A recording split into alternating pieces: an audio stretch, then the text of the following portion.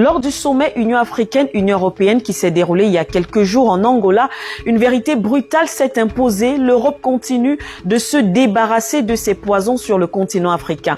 Eh bien, selon l'ONU, il s'agit du racisme environnemental. Il faut savoir que 122 000 tonnes de pesticides interdits dans l'Union européenne sont exportées vers l'Afrique chaque année. Il s'agit des substances jugées trop toxiques pour les citoyens européens, mais apparemment acceptables pour nous les populations africaine. L'on note d'ailleurs une augmentation de 50% depuis 2018. Les chiffres ne montent pas. Les principaux exportateurs sont l'Allemagne, la Belgique et l'Espagne, et les plus gros consommateurs sur le continent sont le Maroc, l'Afrique du Sud et le Kenya, avec près de 500 tonnes importées chaque année.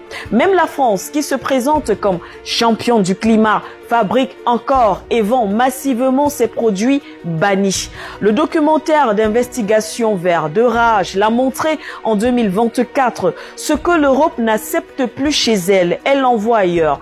Et ces substances toxiques continuent de contaminer les sols, l'eau, l'air et les corps humains. Déjà, c'est quoi un pesticide? Ce sont des produits chimiques censés tuer les mauvaises herbes, les insectes, les champignons. En clair, ça tue tout ce qui est vivant, comme les êtres humains. Voici quelques exemples cités. Le glufosinate provoque l'infertilité et les troubles neurologiques. C'est un herbicide qui se trouve dans les produits de désherbage, mais son utilisation n'est plus autorisée par exemple en France depuis 2018 en raison des risques pour la santé. Il a été utilisé dans diverses cultures agricoles, vignes, vergers, cultures de pommes de terre et légumes, ainsi que pour le désherbage des zones non cultivées.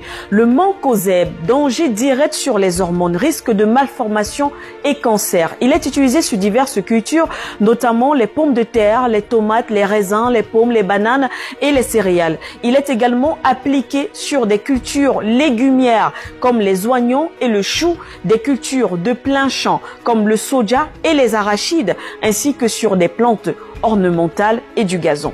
Historiquement, son utilisation en France a pris fin en 2017. Ces noms peuvent nous paraître lointains, mais il faut savoir que ces substances entrent dans notre nourriture, passent dans le lait maternel, s'accumulent dans le sang des agriculteurs, provoquent ainsi, selon les experts, des cancers de foie, de l'estomac et du sang, des maladies respiratoires, des malformations congénitales et des chutes de fertilité. En Afrique du Sud, par exemple, plusieurs études ont montré que des ouvriers agricoles développent des cancers rares après avoir manipulé des pesticides importés d'Europe.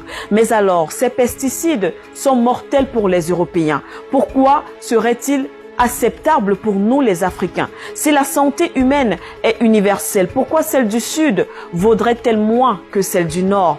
Il est temps de nommer cette violence. C'est du racisme environnemental. C'est une violation des droits humains fondamentaux. L'Afrique doit donc exiger la fin de l'exportation des pesticides interdits, la transparence sur les substances présentes dans nos champs, la protection des agriculteurs et des consommateurs, parce que l'air que respirent les Africains n'est pas une poubelle chimique, parce que l'Afrique n'est pas le dépotoir du monde, parce que nos vies valent autant que celles des Européens. N'oubliez pas de vous abonner à travers nos différentes plateformes Facebook, YouTube, For You Media Africa, liker, commenter et aussi partager.